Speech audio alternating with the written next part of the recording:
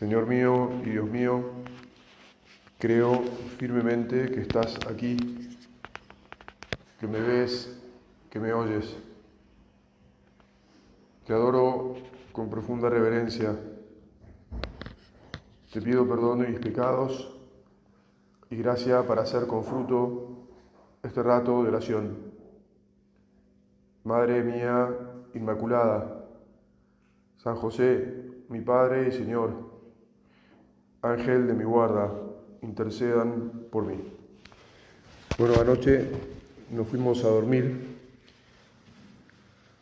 diciéndole al Señor que lo primero es que las cosas empiezan en Él, ¿no?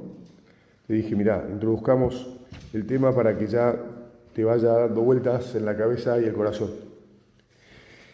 Aceptar que las cosas, que todas las cosas, incluso que nosotros, o si querés primariamente, que nosotros somos, se dice así, hechura divina, ¿no?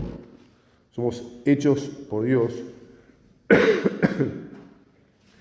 tiene tremendas consecuencias, porque significa que tenemos que aceptar que las cosas son como son, no como a nosotros nos gustaría que fueran. Significa que tenemos que, delante de las cosas, tener una actitud de respeto, no pretender cambiarlo todo. Significa que lo que hay, y eso está bien, además, está bien, porque no es que alguien se equivocó. El gran problema que ha tenido siempre la humanidad es el problema de que hay dos creadores. Uno es Dios y el otro es, o soy yo, mi cabeza, la cabeza de cada uno de los seres humanos que ha habido a lo largo de la historia de la humanidad, que pretende ser como Dios y decirle a Dios cómo tienen que ser las cosas. Tal vez vos, frente a esta afirmación así un poco categórica y que también me podría decir, bueno, absoluta, digamos, no te sentís tan identificado. Pero la verdad es que, si te acordás del pecado original, el problema, la tentación, lo que nos propuso el demonio, es ser como dioses, conocedores del bien y del mal. Es decir, que nosotros seamos o asumamos que el que determina cómo son las cosas somos nosotros. Y este es el pecado que está en la base de todo pecado. La pretensión de no aceptar lo que nos viene dado y de rehacerlo nosotros. Dicen que el mejor cocinero no es el que hace un plato increíble con unos ingredientes que va a buscar a algún lugar para comprarlos y lo planifica y todo, sino que es aquel que abre la heladera y con lo que encuentra hace un buen plato. El ejemplo es un poco pequeño, digamos, para lo que estamos hablando, pero nos puede servir. O sea, el buen hombre, el hombre lógico, el razonable, y la vida es así, es el que abre la heladera, es el que mira su vida y la vida de los que están alrededor y vive con lo que tiene, con lo que le ha sido dado. Porque en realidad no hay ningún lugar a donde nosotros podamos ir a comprar los ingredientes de la existencia, ¿verdad? O sea, insisto, no somos nosotros los que generamos los ingredientes. La heladera, con todo lo que hay en esta vida, la puso Dios y la sigue poniendo Él. Tenemos el problema que además, claro, Dios nos ha participado de su esencia, ¿no? Entonces nos ha hecho inteligentes, nos ha hecho libres, nos ha dado mucho poder. Y entonces poco a poco es como que vamos empoderándonos más, perdóname esta palabra que se puso de moda hace unos años, tal vez vos creciste escuchándola, pero en mi infancia y incluso siendo profesional no existía. la puso de moda Cristina, digamos, empoderarse, ¿no? Bueno, el ser humano, la humanidad se sigue empoderando y pretendiendo cada vez más regirlo todo. Hace no mucho me contaban de un conocido de la persona que me lo contaba, que bueno, que es soltero, había quedado soltero, alrededor de 55 años, no sé si más incluso, y que había tenido la idea de que quería tener descendencia propia, que no podía ser que su linaje, sino que él y lo que él traía en sus genes quedara sin descendencia. Y como no había conseguido una mujer para casarse o para tener un hijo, y ya se había como cansado de eso, de buscar, anda a saber qué le pasaría, entonces decidió comprar un óvulo, poner su esperma, alquilar un vientre y hacer un hijo. Vos sabés de esto, o sea, sabés que esto sucede. El problema es si lo naturalizás o si lo naturalizamos. El problema es que la sociedad lo ha naturalizado. Resulta que ahora los hijos los hago como me parece, porque tengo poder. Si la ciencia ha llegado a este desarrollo en el cual se puede hacer un hijo sin una madre, o mejor dicho, no sé con qué tipo de madre, quién es la madre, ¿no? Es toda una discusión. ¿La madre es la que gesta? Y sí, parece que sí, pero esta madre gestó al vientre de alquiler. Esta es la mentalidad en la que vivimos. Ustedes son todos universitarios, profesionales, gente que ha tenido mucha formación, pensante.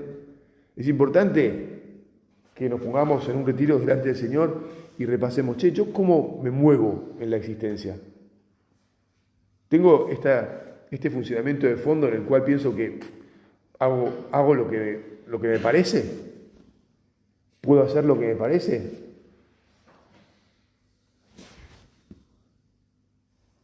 Mira, los cristianos tenemos necesidad de acoger la realidad. No somos el jefe, y acordémonos, esto sí lo habrán escuchado, el jefe siempre tiene razón. Y si no somos el jefe y el jefe tiene razón, ¿quién es el jefe? Señor, el jefe sos vos. El que ha llenado la heladera, digamos así, y incluso el que ha hecho la heladera, si querés, y el que pone la electricidad, es Dios. No podemos pretender que las cosas van a ser como nos parece. Tal vez hoy no lo pretendés exactamente. Pero bueno, habría que preguntarse, yendo a la generación de, bueno, aquí hay como dos generaciones, ¿no? Pero a la generación de los más jóvenes, habría que preguntarse, ¿por qué los jóvenes hoy postergan casi indefinidamente el casamiento? Te diría por qué la gente no se quiere casar, incluso por qué la gente no quiere tener hijos. ¿Qué es lo que hay en la base de todas esas decisiones que transforman la vida? Que la transforman, es decir, no es que la transforman, es que la constituyen, digamos. ¿Y yo qué voy a hacer? No, yo voy a ser un pibe que voy a vivir viajando, que voy a tener novias, que cuando me case la novia la voy a cambiar por otra, y que nada, voy a estar cómodo trabajando para mí. Yo entiendo que este no es el planteo de gente que se ha reunido un fin de semana para hacer un retiro, ¿no? No es el planteo exactamente de ustedes. Pero warning porque ustedes viven metidos en una sociedad en la que todos los que están alrededor de ustedes sí piensan así. Y se pueden contagiar. Y pueden perder, por lo tanto, el norte, y pueden perder la realidad más básica, que es que somos criaturas de Dios, que nosotros no nos damos el ser, ni ponemos las reglas, ni los elementos, ni nada. Y que cuando empezamos a tener pretensiones propias, digamos así, ideas demasiado personales sobre cómo deben ser las cosas, las jorobamos. Cuando no aceptamos lo que nos viene, las jorobamos. Ninguna cosa externa, dice Jesús en el Evangelio, que entra en el hombre puede mancharlo. lo que hace impuro, lo que lo hace impuro es aquello que sale del hombre. Es decir, las ideas del propio corazón, las pretensiones, la pretensión de ser yo el que va a decidir todo. En vez de tener la actitud de levantar los ojos, como ustedes han venido a hacer al retiro, los ojos, me refiero a la cabeza, a Dios, y decirle, mostrame cómo sos, mostrame cómo has creado todas las cosas, ayúdame a tomar de vuelta foco, a poner foco en la realidad, a entrar en timing en la vida, a preguntarme qué es lo que debo hacer ahora en mi vida, en dónde estoy y para dónde cuál es el próximo paso que tengo que dar, cómo tengo que seguir, por dónde va el camino. No, le prestamos en general, o la humanidad le presta en general mucho más atención a lo que a cada uno se le ocurre. Ni siquiera nos fijamos en los fracasos o los éxitos de los que están al lado, y mucho menos en perspectiva. O sea, no es que conseguimos ver, pero mira, este hizo esto y chocó. No, ¿qué chocó? Digo, bárbaro, fíjate. Con una mirada superficial, en general, bueno, no quiero seguir como describiendo tanto esto, pero tenemos que aceptar que nosotros no somos el rey del mambo, no somos el que dictamina todo lo que hay y todo lo que sucede como a nosotros nos parezca que debe suceder, nos parece que debe suceder. Tenemos que aprender a mirar la realidad como lo que es una realidad que nos ha sido dada, que nos la ha dado alguien que él pensó sus reglas y cómo funciona. Y en la medida que acojamos esa realidad con la humildad de lo que somos hijos, decíamos ayer, ¿te acordás? En esa medida, vamos a vivir mucho más en paz. Porque no vamos a estar como peleando una pulseada o pretendiendo, forcejear.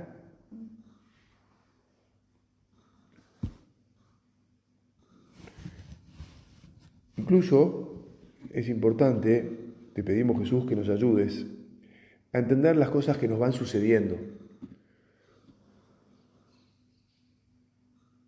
a captar en el fondo de nuestro corazón, mirá, ¿qué hay detrás de este bochazo? Anoche, al comenzar, nos contaban que el año pasado vino a este retiro, un retiro semejante a un amigo suyo, que no tendría que haber venido, porque tenía un examen el día siguiente y lo revolcaron al día siguiente en el examen. Y esta vez no vino porque también tiene lunes y martes 2 exámenes. Está bien lo que hizo no venir. ¿Por qué? Y bueno, porque aprende de lo que pasó. Quise hacer algo que no era el momento para hacerlo. No es que hacer un retiro esté mal, pero si vos haces un retiro y no estabas del todo bien preparado y tenés un examen al día siguiente del retiro y no vas a poder estudiar porque estás haciendo el retiro, y bueno, no es que va a venir alguno de los santos a hacer el examen por vos, digamos. Entonces está bien, mirá, me invitaron al retiro, justo de vuelta tengo examen, voy a hacer un retiro, tengo ganas de un retiro, me interesa un retiro, me parece bien hacer un retiro, todo lo que quieras, ¿no? Pero no es exactamente el mejor momento. Bueno, hay que aprender. Como sé que hay muchos que saben de rugby acá, bueno, ¿por qué Newman jugó y perdió 9 semifinales? Y bueno, porque no aprendía. Evidentemente no aprendía. O sea, había algo que estaba faltando, que tardó más en aprender. ¿Por qué? Y bueno, andás a ver, no me voy a meter acá, porque nos ponemos a hablar de rugby y se acabó el retiro, ¿no? Pero parece que esta vez cambió algo. Acordate además, hay que tener siempre en cuenta aquello que dijo Einstein, ¿no? Si querés obtener distintos resultados de lo que estás obteniendo, tenés que cambiar lo que estás haciendo. Si no estamos funcionando del todo bien, si en nuestra vida no nos está yendo exactamente como Dios espera de nosotros, esto es lo que hay que también preguntarse en un retiro, ¿qué espera Señor de mí? Y por lo tanto, una vez que más o menos tengamos esa inspiración de qué espera el Señor de mí, bueno, ¿qué tengo que cambiar? Porque tal vez el Señor nos muestra y nos ha mostrado, te ha mostrado en alguna otra oportunidad, en algún otro retiro, lo que sea, qué es lo que Dios espera de vos y a continuación no conseguiste cambiar nada. Justamente el fondo de este retiro es la necesidad de recomenzar, pero de recomenzar siempre repasando las leyes básicas. Y la primera ley de todo es esta.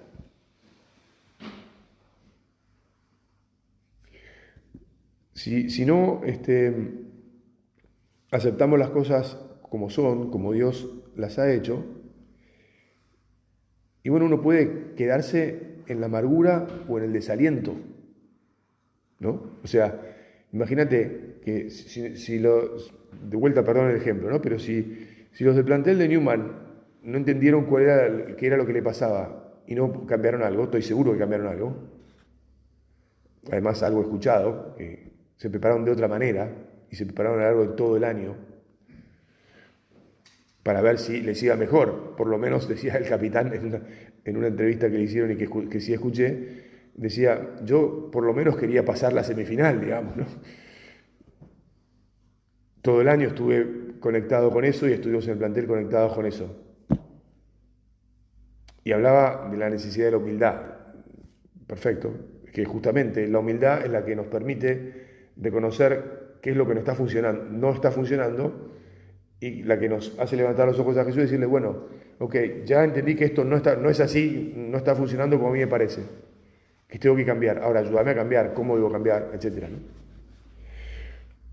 Hay otro problema, al margen de la amargura o del desaliento, cuando uno no acepta esto, que es el tema de la ilusión. ¿Qué sería la ilusión? Ir a de pensar que sin cambiar nada van a cambiar las cosas. Yo sí la vi, no me acuerdo, hay una película que se llama Lo que el viento se llevó, y justamente termina con una escena en la que propone algo falso, porque la actriz que ha perdido a su amor, dice, bueno, ya encontraré el modo de reconquistarlo. Tiene como la ilusión, mañana me va a dar una nueva oportunidad. Mirá, si no cambias nada, no vas a encontrar el modo de reconquistarlo así, tan alegremente. Es la ilusión vacía, la ilusión de que vos podés seguir haciendo lo que te parece o resolviendo las cosas como te parece. Muy bien, y entonces, ¿qué quiere decir en el planteo de la fe? Porque de esto estamos, ¿no? Estamos pasándole un trapo a nuestra fe para que vuelva a relucir, ¿no? Para que esté de vuelta clara en nuestra cabeza y en nuestro corazón. Desde la fe, ¿qué significa digerir las cosas que no van, volver a poner en su lugar todo? Significa profundizar en el sentido sobrenatural. Es decir, entender que es Dios y no nosotros. Y que Él es mucho más que nosotros.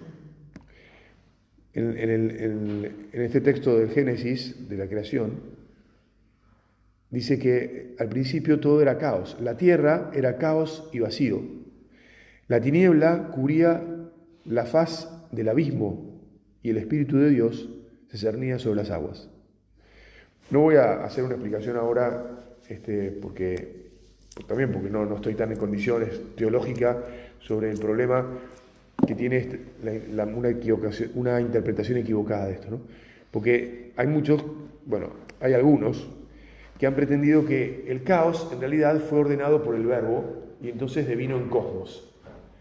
Y usan ese modo de resolver o de explicar este texto. Y en realidad no es así. No es que al principio las cosas eran caos y la palabra de Dios las ordenó. Lo que nos revela esas palabras primeras del Génesis es que Dios es Dios y las cosas tienen un caos, es decir, unas leyes que solo entiende Dios, que es muy superior, infinitamente superior a nosotros. Porque el problema con la idea de que las cosas tienen que estar ordenadas es que al final nosotros le estaríamos dictando a Dios cuál es el orden que tiene que poner. ¿Me explico? Y en realidad, como nosotros somos simples criaturas, por lo tanto, así de chiquititos, y no entendemos nada, entonces aplanamos a Dios, lo achicamos, deja de ser el que sabe todo para ser el que a nosotros nos entra en la cabeza.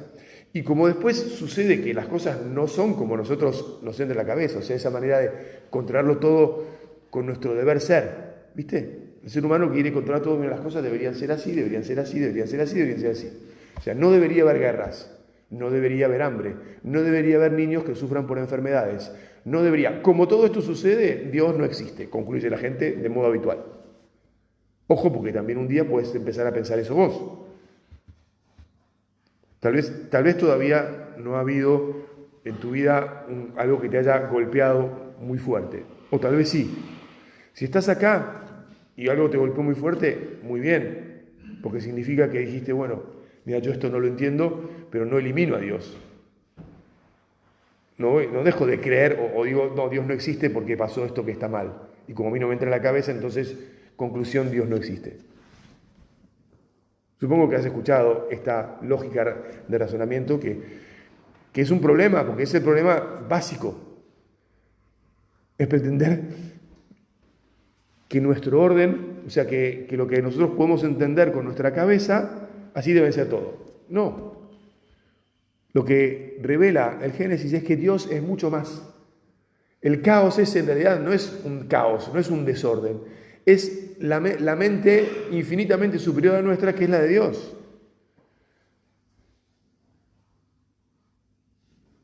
No sé, vamos a suponer, este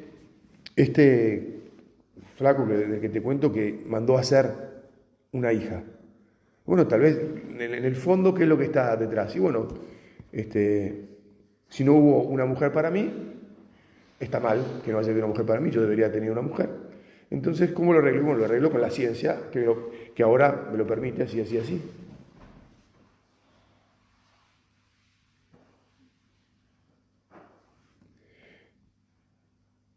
La fuente de todos los líos es justamente pretender explicarle a Dios cómo tienen que ser las cosas. Y nosotros no es así, nosotros no podemos entender cómo tienen que ser las cosas. No somos nosotros los que pusimos las leyes. Bueno, tal vez me estoy enredando demasiado, te estoy como insistiendo mucho en esto. La siguiente idea es que fuimos creados para vivir. La primera vocación es la vida. Tenemos que agradecer la vida. Vos a la mañana cuando te levantás, le das gracias a Dios y levantás tu corazón porque estás vivo. Y le decís, gracias Señor por el día que me has dado, por el nuevo día que me has dado, o por la vida que me has dado para vivir un nuevo día.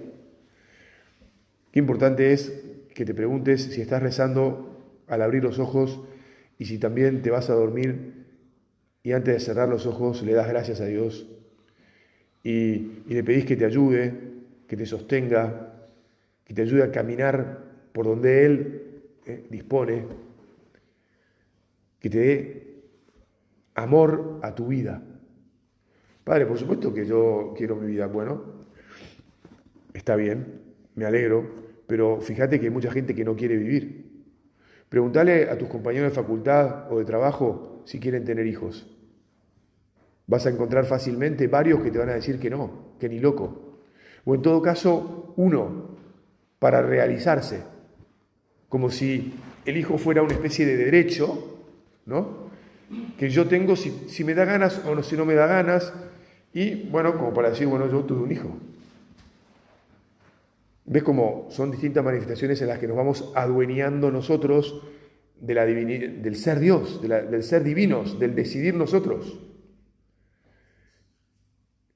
Y ahora que todo, digamos, por la inteligencia artificial se hace mucho más veloz, ¿no? las ideas y el poder es exponencialmente más rápido y lo controlamos todo mucho más rápido, imagínate, dentro de pocos años, las las locuras que vas a ver. A mí el cuento de mandar a hacer un hijo, bueno, que ya sabemos que sucede, ¿no? Pero de todas maneras, que me hayan vuelto a contar y decir, la gran siete esto. O sea, sí, lo había escuchado, ¿viste? Pero se me salta la tapa de los cilindros de la cabeza. ¿Cómo puede ser? Y sí, es. Porque sí, va a seguir pasando y cada vez van a ser más locas las cosas que escuchemos.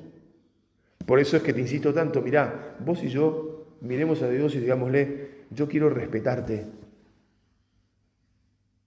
Yo quiero agradecer la vida, porque cuando nos ponemos a controlarlo todo, después resulta que no queremos la vida. Porque efectivamente, metemos tal desorden, metemos el mal,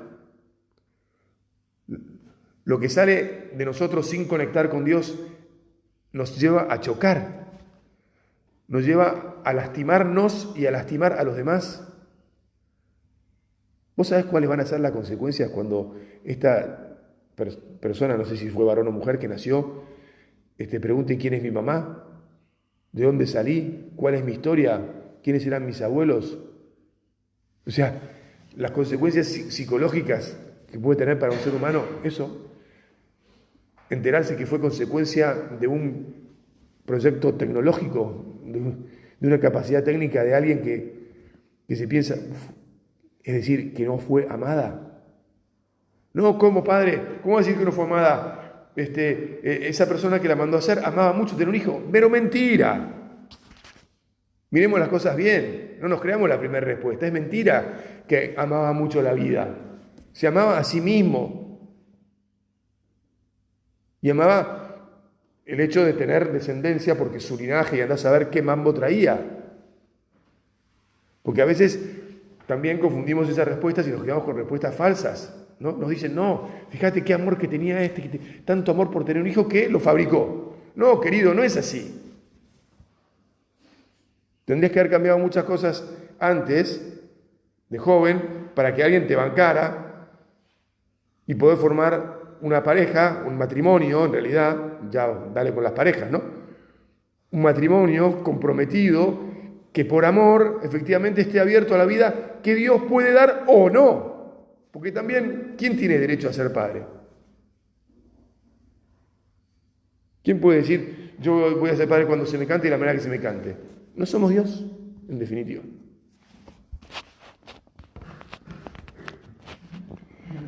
Me encantó el momentito que escuché ayer, la charla que estaban dando en el living, el ejemplo que puso Diego sobre ese viejito que iba a visitar a su mujer al lugar donde la cuidaban, 2 horas a la mañana y 2 horas a la tarde, una mujer con Alzheimer completamente ida de este mundo, a la que él le hablaba durante 2 horas a la mañana y durante 2 horas a la tarde. Maravillosa vida la de esa mujer, que le permitía a ese hombre recordar que era su marido, que eso fue lo que contó, ¿no? Cuando le preguntaron, ¿pero usted qué hace acá hablándole a alguien que no entiende nada? Ella tal vez no pueda reconocerme a mí como marido, pero hablándole y estando con ella yo me reconozco, perdón, como esposo, no puede reconocerse como mi esposa, pero yo me reconozco como ser, que soy su marido. La estoy amando como Dios espera que la ame, gratuitamente. Ese hombre daba amor gratis, como bien nos dijeron en la charla. Fuertísimo, excelente. Así nos ama Dios. Dios nos da la vida gratis. Jesús murió, primero se encarnó, es decir, no se encarnó Jesús. Dios se hizo hombre en Jesús y murió por nosotros gratis. Nos redimió gratis. Bueno, veo que tengo que terminar. Perdón. Vamos a seguir de acá. Pero te pedimos, Madre nuestra, Virgen María, que nos ayudes a aceptar todo como viene de las manos de nuestro buen Padre Dios y a no pretender ocupar su lugar, porque es en ese momento en el que complicamos todo y nos encaminamos por el camino de la infelicidad y la destrucción.